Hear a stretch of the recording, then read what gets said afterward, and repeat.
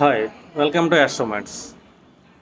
మనకిప్పుడు ఒక జాతక చక్రంలో శుక్రగ్రహం బేసి రాశుల్లో స్థితిని పొందితే ఎలా ఉంటుంది?